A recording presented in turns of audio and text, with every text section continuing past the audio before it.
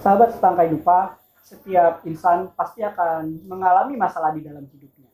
Nah, ketika seseorang mengalami masalah, secara alamiah dia akan melakukan meneliti masalah itu dan memikirkan cara bagaimana untuk mengatasinya. Nah, sebenarnya apa sih itu meneliti? Dan apakah kita sebagai manusia adalah seorang peneliti? Nah, kita akan membincang-bincangkan ini lebih jauh lagi dengan berbagai narasumber yang telah hadir bersama kita di sini. Ada Pak Jobri Astana, ada Biku Citajayo, dan Saudara Arya Karniawan, dan saya sendiri, Maja Putra Karniawan. Kita akan membahas tentang insan sebagai peneliti dari berbagai sudut narasumber dan berbagai sudut paradigma ilmu yang berbeda-beda. Ya, sebelumnya saya akan masuk dulu ke Pak Jobri Astana. Pak Jo, apa kabar Pak Jo? Baik. Ya, Pak Jo, ini kita dari komunitas Tangkai Dupa ingin membahas apa itu sih sebenarnya yang dimaksud penelitian dalam paradigma filsafat, Pak Jo. Baik, terima kasih, pertanyaan bagus. Dalam paradigma filsafat, penelitian itu sebenarnya untuk menjawab pertanyaan kita yang selalu menjadi pertanyaan manusia terhadap hal-hal yang bersifat hakiki. Hal-hal yang bersifat hakiki itu artinya memang kebenaran apa adanya. Dikatakan itu secara ontologis. Ya. Secara filsafat dan riset penelitian itu bagian dari kita untuk meningkatkan kemampuan kita terhadap menjawab pertanyaan-pertanyaan hal yang mendasar itu. Itu dalam kategori ontologi ilmu namanya. Ya, Pak Jo, ini kan ada satu pernyataan nih dari René Descartes. Manusia itu kan sebenarnya makhluk yang berpikir ya. Cogito ergo sum gitu. Aku berpikir karena itu aku ada gitu. Nah, dalam dunia penelitian ini, apakah nalar berpikir itu bermain dalam filsafat, Pak Jo? Dalam berfilsafat, nalar dan pemikiran itu menjadi bagian yang penting ya, karena memang manusia itu sebagai homo rasionale, kata Aristoteles, ya makhluk yang berpikir, dan berpikir ini adalah mahkota manusia yang harus didaya gunakan untuk menjawab pertanyaan-pertanyaan yang selalu menghantui kita tentang kebenaran. Riset adalah bagian dari kemampuan kita untuk menjawab kebenaran yang hakiki itu dalam konteks, kalau misalnya dalam konteks ilmu mencari kebenaran hakiki dari objek yang bersangkutan. Ya, jadi dengan pemikiran kita, karena kita sebagai manusia adalah makhluk yang berpikir, maka kita senantiasa meneliti gitu ya. Iya, selalu bertanya, selalu meneliti dengan kemampuan rasional kita ini. Dan kalau ada pertanyaan, baru ada penelitian seperti itu ya Pak Jo? Ya, dari pengamatan, dari pertanyaan, atau dari berpikir sendiri bahwa hidup ini kan besar sekali ya, yang harus kita, yang menimbulkan pertanyaan-pertanyaan kita, dari rasa heran kita, dari rasa kagum kita, dari rasa skeptis kita. Nah, dengan kemampuan rasio berpikir ditambah dengan kemampuan panca indera kita, itu yang bersifatnya pengamatan dan pengalaman. Riset adalah gabungan dari kedua hal itu sebenarnya. Nah, dengan begitu saudara, maka yang kita bisa dapatkan adalah manusia adalah makhluk yang berpikir, dan karena dia berpikir, dia akan meneliti tentang berbagai masalah yang ada di dalam kehidupan dia, sehingga dia akan menemukan cara-cara untuk mencari solusi atau mencari satu keteraturan yang ada dalam hidup dia. Dan itulah yang akan menjadikan pengetahuan bagi diri dia dan juga orang lain agar bisa membawa manfaat. Nah, kita akan masuk ke dalam sisi pandangan menurut Buddhism. Nah, Bante Citajayo ya, udah Bante. Nah, di dalam Buddhis kan kita juga mengenal pribadi ya, insan peneliti dalam Buddhism. Nah, kira-kira Bante, ada nggak sih paradigma Buddhism yang memang mengarahkan kita untuk menjadi seorang peneliti gitu, Bante? Baik, sebenarnya dalam segi Buddhism sendiri memang sebagai pribadi atau individu memiliki kategori sebagai peneliti untuk setiap kehidupannya.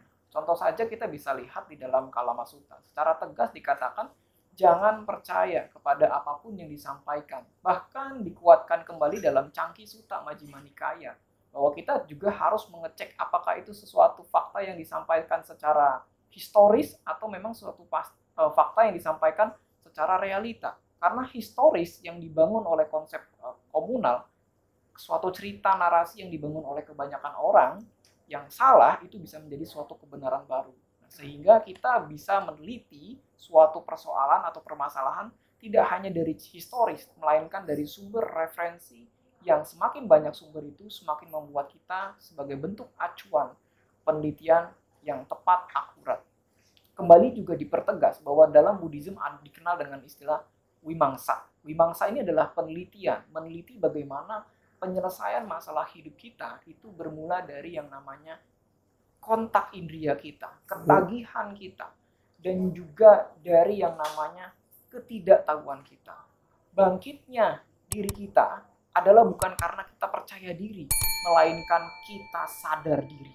Inilah yang menjadi latar belakang dan fondasi sebagai seorang peneliti harus berani mengambil keputusan bahwa kalau sebagai peneliti, sebagai orang yang menyelami dalam proses praktisi penelitian kehidupan, kita dapat menemukan bahwa banyak orang yang berpandangan akan dirinya adalah yang paling benar. Tetapi sebenarnya orang ini harus diterapkan di gimana? Kalau kita merasa diri kita ini paling benar, maka lakukanlah perbuatan baik. Apabila seseorang ini sudah melakukan namanya perbuatan baik, marilah berpikir yang benar. Ini yang harus menjadi landasan dasar. Nah Bante, orang kan kalau dengan meneliti itu dia akan belajar hal baru ya Bante ya. Nah dengan dia belajar hal baru, dia akan mendapatkan pengetahuan baru gitu ya Bante. Nah ada nggak doktrin dalam agama Buddha ya yang memang mengajarkan orang itu untuk senantiasa belajar gitu Bante? Senantiasa mengimprove. Salah satunya dengan kita meneliti maka kita belajar gitu Bante. Oh sangat jelas sekali karena di dalam Buddhism itu menguatkan dari segi bagaimana kita open minded. Jadi setiap persepsi orang itu baik yang benar ataupun tidak, kita harus screening. Dalam proses screening kita menyaring mana yang bermanfaat, kita ambil, mana yang tidak bermanfaat, kita keluarkan. Kembali ditekankan di dalam Manggala Sutta, asewana cabalanang panditananca sewana.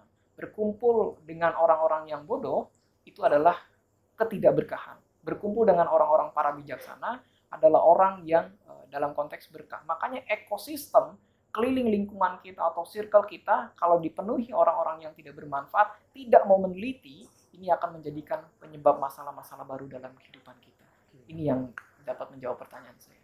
Mantap, luar biasa sekali. Dalam konteks filsafat ilmu pengetahuan yang tadi Saudara Maja tanyakan, hal-hal yang baru, hal-hal yang new dalam riset itu yang sangat penting, itu yang sangat esensial. Riset itu menemukan hal-hal yang baru yang namanya konteks of discovery. Konteks of discovery, gitu. Ada novelty di situ. Dan itu memberi manfaat bagi banyak orang, bagi kemaslahatan banyak orang. Pemenang-pemenang hadiah Nobel, dia menemukan hal-hal yang baru, hal-hal yang novelty itu. Ya, konteks of discovery, dan diperkuat dengan yang namanya konteks of justification. Dari latar belakang teoritisnya atau dari kebenaran ontologis dalam ilmu pengetahuan. Dan mengandung kebenaran yang sifatnya pragmatis, bermanfaat bagi orang ilmu itu. Bisa dipraktikkan dalam kehidupan kita. Iya, itulah baru kita ilmuwan itu berjasa bagi banyak orang. Ini ada satu kata-kata yang menarik dari Bante Ananda ya. Seseorang yang tidak mau belajar akan menua seperti sapi, ya. Dagingnya bertambah tapi kebijaksanaannya tidak. Nah, salah satunya kita harus belajar dengan apa? Dengan cara meneliti juga teman-teman.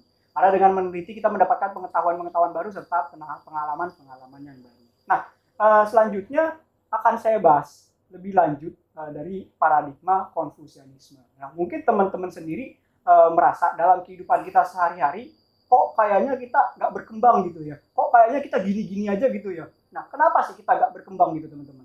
Nah, karena apa? Karena kita itu perlu sebenarnya melakukan pengembangan diri sendiri. Salah satunya dengan apa? Kalau menurut Konfusianisme ini, Konfusius berkata, diri sendiri adalah pusat perbaikan dan pusat riset terus-menerus yang harus dijalankan secara berkesinambungan gitu ya. Nah, ini ada di kitab Taihak ya.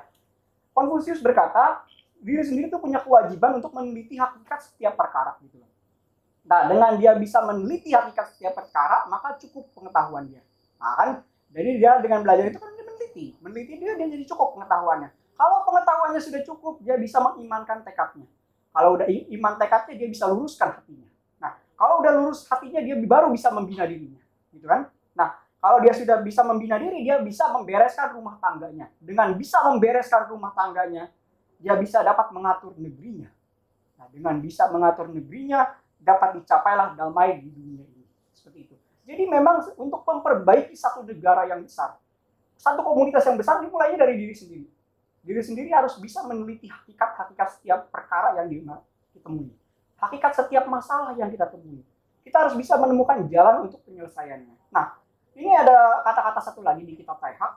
Dikatakan meluaskan pengetahuan yang sempurna adalah dengan meneliti hukum, atau kita sebut bahasa kerennya itu li gitu ya.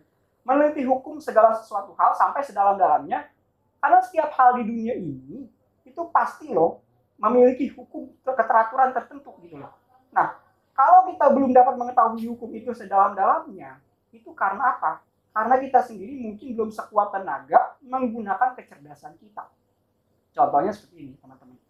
Kalau saya kejatuhan apel, saya akan makan apel itu, gitu.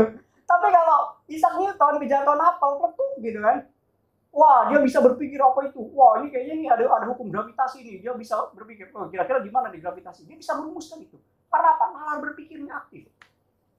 Tapi kalau saya belum tentu. Karena apa? Karena mungkin nalar berpikir saya tidak aktif ke situ. Nah, misalkan kalau kita sandingkan lagi dengan Buddhism Zen gitu ya. Ketika seorang Mahakasapa melihat seorang Sang Buddha mencium sepuntung bunga kumbara, dia sadar, dia enlightened gitu. Karena dia trigger untuk meneliti ke situ. Wah. Nah, sementara Ananda yang dengan banyak doktrin yang dia kuasai, dia malah bertanya tadi, kamu paham apa sih dari Sang Buddha? Nah, itu. Karena memang kalau kita sudah menggunakan daya pikir kita untuk discovery, itu akan menambah paradigma pengetahuan-pengetahuan yang baru gitu, teman-teman. Nah, maka dari itu Confucius mengajarkan kita ini sebagai manusia harus senantiasa meneliti hal-hal baru agar kita punya pengetahuan paradigma yang semakin luas. Kita nggak stuck di satu tempat aja dan tidak menstuck bahwa apa yang kita ketahui itu yang paling benar. Seperti itu. Nah, ini saya selingi lagi sedikit Bante. Ya, Bante kan kita sering mendengar ya dalam dunia penelitian ini ada orang buta dan gajah nih Bante. Ya, itu kira-kira kalau orang buta dan gajah itu kan sekumpulan orang buta yang mencoba menjelaskan gajah. Ini ada nggak di dalam penjelasannya di dalam Buddhism Bante? Ya, ada itu di dalam kitab Khuddaka Nikaya ya. Menguatkan bahwasannya sebagai orang yang tidak mengetahui, ya, sebagai orang yang mempunyai kekotoran batin yang besar, akan sangat sulit mendeskripsikan suatu benda atau suatu makhluk. Karena apa? Karena ketidakbisaannya mengontrol dari kayak seperti gajah tadi. Dia memegang kupingnya disangka itu kipas besar, memegang buntutnya disangka itu sapu ijuk dan yang lain-lainnya. Hal ini direkomendasi bahwa orang-orang yang demikian adalah orang-orang yang tidak bisa meneliti. Kenapa? Ketidakbisaan meneliti ini dikarenakan masih banyak dari ketergantungan akan asupan dari orang lain. Jadi terima beres, terima jadi. Tapi ketika realita ditanya apa itu sebenarnya gajah, dia tidak akan bisa mendeskripsikan. Karena apa? Banyak di antara kita yang mengatakan diri sebagai peneliti, baik secara konseptual maupun realita, itu mereka mendeskripsikan si A seperti ini. Tapi realita keadaan tidak bisa berbicara lain. Kenapa? Karena kita kalau mau meneliti seseorang, atau contoh, saya ingin meneliti Pak Jo, gitu. Bagaimana kualitas Pak Jo? Nggak bisa saya mendengar referensi dari omongan orang. Melainkan saya harus tinggal bersama untuk mengetahui sifat, tindakan, dan bagaimana karakter penulisan gaya bahasa Pak Jo yang kita sampaikan. Bahkan itu selama 6 tahun pun belum bisa menjawab. Karena setiap orang mempunyai karakteristik yang berubah. Itulah yang dikatakan sebagai peneliti. Peneliti ini bukan hanya kita mengamati apa yang ada di luar, tapi juga mengamati karakteristik yang berkembang maupun yang berkurang. Begitu. Oke. Nah, ini terima kasih Bante. Kita akan masuk ke bicara bias penelitian karena kita hanya cenderung membahas penelitian itu hanya ke arah yang bermasalah atau hanya ke arah yang menguntungkan pihak kita saja gitu ya. Dan narasumber kita pada kali ini adalah Saudara Arya. Yeah. Saudara Arya ya. Kita akan berbincang-bincang kenapa sih memang ada orang-orang yang kamu harus menelitinya ke sini. Kamu nggak boleh yang lain gitu kan. Nah, itu kan penelitian jadi sempit nih. Jadi ada bias gitu loh. Dan kadang-kadang kita cuma mau meneliti, wah ini ada masalah nih, ini harus diteliti. Tapi yang oke-oke aja nampaknya nggak mau dievaluasi gitu loh. Nah, mungkin Saudara Arya bisa jelaskan dari paradigma yang Saudara ketahui. Silakan. Oke. Tadi sebelumnya saya juga setuju dengan pendapat Bante bahwa semua orang itu harus diteliti. Begitupun juga dengan pendapatnya Saudara Maja. Saudara Maja mengatakan semua hal harus diteliti. Itu benar. Namun, kita seringkali bias di sini. Kita bias karena hanya cenderung meneliti apa yang bermasalah gitu. Ketika sesuatu itu bermasalah, kesannya bermasalah, kita akan meneliti itu. Orang-orang akan meneliti itu. Sementara yang kelihatannya benar, yang kelihatannya baik gitu, orang-orang akan cenderung malas untuk meneliti itu, seperti itu. Nah, ini ada pendapatnya Bante Nagasena di sini. Di dalam Milinda Panha ya, Milinda Panha 6.33, kusala balawatara Panha di sini ya. Setelah proses penyelidikan yang teliti, mereka menghukum orang-orang kriminal yang bermasalah dengan hukuman mati, menyiksa mereka dan mencambuk mereka. Tetapi tidak ada yang meneliti orang yang baik, yang menjaga moralitas kemudian mengganjarnya dengan kekayaan dan kemasyhuran.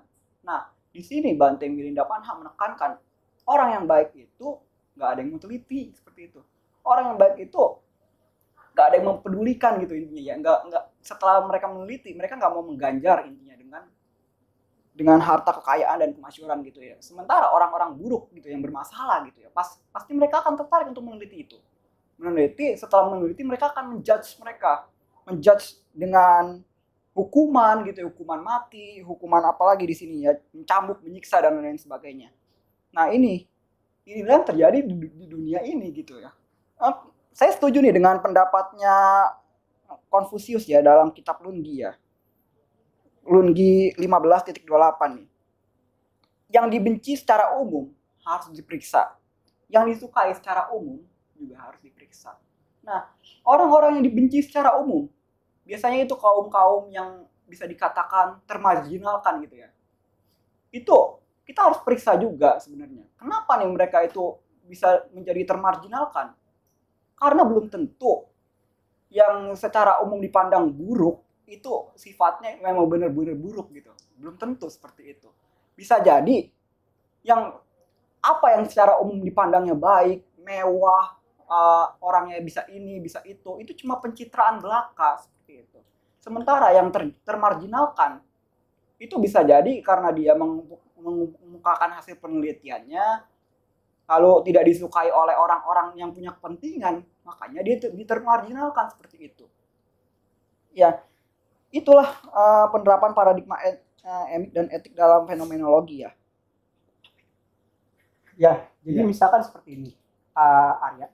Misalkan ada loh di dalam satu lembaga nih, saya bertanya nih, kan ada lembaga yang merasa, udah itu gak usah, kita udah merasa baik gitulah ya, udah oke lah. Gitu. Nah, kita nggak melakukan evaluasi lagi di dalam menjalankan organisasi atau lembaga yang kita lakukan. Kita tidak melakukan riset lagi. Apakah memang SDM yang kita gunakan bagus? Apakah memang orang-orang yang kita gunakan itu kompeten dan sebagainya? Jadi kita tidak meneliti di sana. Karena kita tidak meneliti, maka kita tidak tahu kan. Iya. Nah, jadi kalau di dalam fenomenologi itu ada yang namanya kita harus meneliti secara emik dan etik. Apa sih emik dan etik? Emik itu adalah kita mendengar dari orang lain. Kita mendengar dari orang lain. Wah, si A begini, begini. Si B begini, dan sebagainya. Itu kita jadikan pengetahuan. Oh, ternyata pandangan si A terhadap si B adalah seperti ini. Pandangan si A terhadap si C seperti ini. Lalu kita teliti secara etik juga. Kalau etik adalah si A tidak boleh begini, seharusnya si A begini terhadap si B, seperti itu. Nah, tapi dalam masyarakat kita tidak harus selalu berpaku pada etik, karena etik itu menyangkut lebih ke arah moral, lebih ke arah yang semestinya. Tapi kalau kita mau mengetahui satu pengetahuan secara utuh, orang ini baik atau tidak, orang ini kompeten atau tidak, kita harus pakai paradigma ini agar kita bisa mengetahui orang ini bagus nggak, kompeten nggak, gitu, pendapatnya bijaksana atau enggak, wise apa enggak, gitu. Dan kadang-kadang kita sendiri maunya meneliti hal-hal yang memang bukan di luar kita dan hal-hal yang memang hanya menguntungkan saja bagi kita rasanya. Tapi hal-hal yang mungkin menjadi ancaman ke depannya bagi kita tidak mau karena kita udah terjebak di zona nyaman, gitu. Teman-teman ya. Nah, makanya seperti yang Saudara Arya bilang tadi, yang tidak disukai pun harus diteliti, yang disukai umum pun harus diteliti. Kita suka kita teliti, kita nggak suka kita harus teliti juga. Karena itu untuk mendapatkan satu pengetahuan yang lengkap. Satu wall pengetahuan yang lengkap. Seperti itu. Nah, ini terakhir ada kita bahas sedikit paradigma insan peneliti menurut Taoisme. Nah, si Lao Tzu ini berkata orang yang bijaksana benar-benar mengerti kebenaran atau tahu gitu ya. Wujudnya kelihatan seperti orang bodoh gitu. Nah, karena ia tidak membanggakan kepandaiannya hingga orang biasa dipandangnya sebagai ya udah kayak orang-orang biasa-biasa aja gitu, orang bodoh yang nggak ngerti apa-apa. Sementara orang yang telah banyak berbuat baik malah merasa belum berbuat apa-apa gitu. Nah, maksudnya apa? Orang yang berproses meningkatkan kebijaksanaan dan kebajikan dengan tahu gitu ya, dengan kebenaran gitu ya, itu senantiasa membina diri gitu, teman-teman. Bahkan meneliti diri dia sendiri gitu. Jadi gue masih ada salah apa, diri saya masih ada kurang apa dan sebagainya gitu ya. Nah, sehingga untuk mengetahui karakter aslinya harus diteliti dengan mendalam. Ya, nggak bedanya seperti ini, teman-teman. Teman-teman mungkin pernah pergi ke bank dan ketemu sama orang aki-aki atau mungkin yang sudah setengah tua gitu lah ya, cuma pakai celana Hawaii gitu ya, pakai kemeja yang santai gitu lah ya, dia store duit banyak loh, dari depan view-nya nggak kelihatan kayak orang kaya gitu loh ya, tapi ternyata itu orang yang punya bawa uang puluhan juta untuk disetor ke bank gitu loh. Nah, kadang-kadang kita tuh tertipu sama penampilan orang yang nampaknya tahu segala-galanya, orang yang nampaknya pintar dalam segala hal, dengan berpakaian, dengan apa dan sebagainya. Nah, itu sebenarnya kadang-kadang menipu kita. Jangan-jangan dia kosong, gitu ya. Sebaliknya, orang yang merasa merasa dia banyak meneliti, pengetahuannya banyak, dia nggak pernah menjudge orang dengan pengetahuannya, apalagi ngatain, kamu belum belajar banyak, nggak pernah. Seperti itu, teman-teman. Jadi dia nggak merasa tinggi, bahkan dia merasa diri dia belum belajar, gitu. Dia merasa belum mengerti apa-apa. Dia merasa belum punya apa-apa, makanya dia akan haus lagi dengan pengetahuan, dia akan semakin banyak belajar, semakin banyak mencari tahu, dan dengan cara itulah, karena dia sendiri haus akan pengetahuan dan tidak merendahkan orang lain, dia sendiri akan tumbuh. Dan karena pertumbuhannya positif, dia bisa membawa manfaat bagi banyak makhluk, tidak hanya diri dia sendiri, tapi lingkungan dia dan juga orang-orang yang ada di sekitar dia bisa turut cerahkan semuanya, teman-teman. Jadi bayangkan, orang yang rendah hati, orang yang dengan tulus melakukan penelitian, mengembangkan diri dia sendiri. Tujuannya semata-mata apa? Semata-mata agar dia semakin bijaksana, pikirannya semakin cemerlang. Jika dia semakin cemerlang, dia bisa menularkan cahaya pengetahuannya pada orang lain. Luar biasa, teman-teman. Nah, itulah insan peneliti yang dapat kita bahas pada kesempatan kali ini. Ya. Jangan lupa teman-teman untuk subscribe video kami di channel Setangkai Dupa yang membahas tentang komunitas kebijaksanaan timur ya. Dan jangan lupa untuk like, tinggalkan komentar terbaik dan share video ini kepada teman-teman agar komunitas kami dapat terus berkembang. Terima kasih dan sampai jumpa di video kami berikutnya.